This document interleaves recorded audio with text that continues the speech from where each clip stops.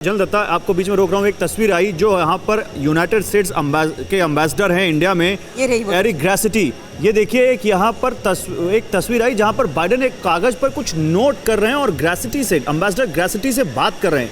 क्या कर रहे होंगे एम्बेसडर मल्होत्रा? ये क्या हो रहा होगा? क्या कुछ शेड्यूल की बात हो रही होगी?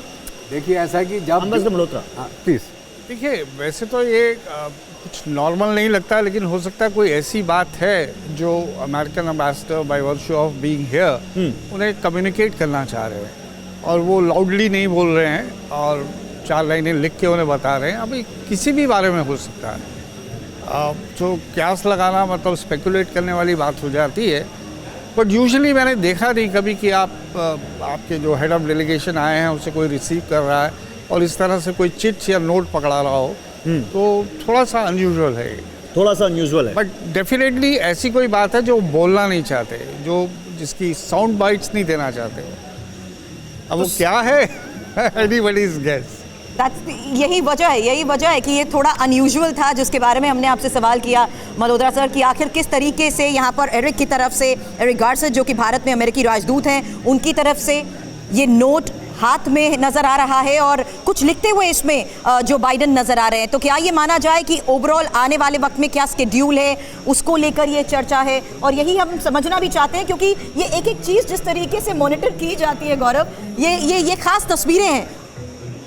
चेंज ऑफ शेड्यूल अगर कुछ बात हो रही हो या अब आपको वहाँ नहीं जाना, यहाँ जाना, इस तरह से तो हो सकता है। ऐसा होता है लास्ट मोमेंट पे? होता नहीं है ये नहीं, लेकिन मैं पुष्पेश जी, ये तो वही बात हो गई कि अभी उन्होंने भारत की धरती पर कदम रखा नहीं और पहले ही उन्होंने क्यूरियोसिटी जगा दी।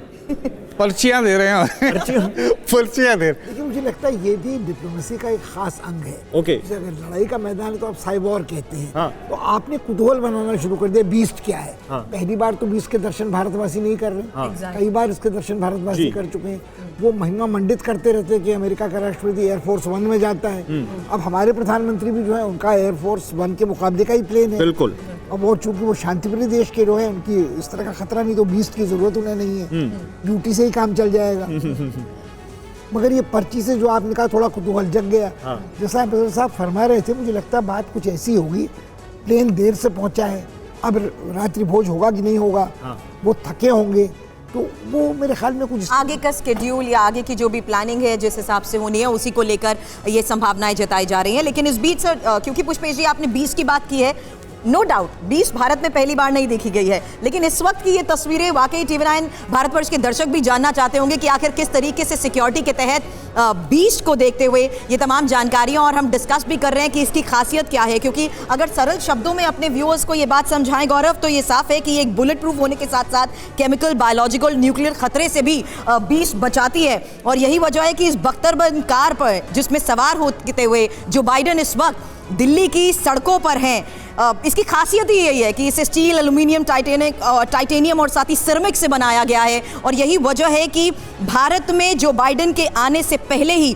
उनके security adviser, secret service commandos पहले से उनकी सिक्योरिटी को देखते हुए तमाम अरेंजमेंट्स को भी न सिर्फ इंस्पेक्ट करते आए हैं, बल्कि भारत में भी सिक्योरिटी एजेंसीज के साथ लगातार उनकी सिक्योरिटी पर कई राउंड बातचीत हुई है। और यही वजह है कि अब जो काफिला दिल्ली की सड़कों पर जो बाइडेन का है, उसकी तस्वीरें भी TV9 भारतवर्ष दिखाएगा, और साथ ही ये भी कि किस तरीके से सीक्रेट सर्विस एजेंट्स, साथ ही FBI और CI के लोग भी यहां पर इस काफिले में मौजूद रहे।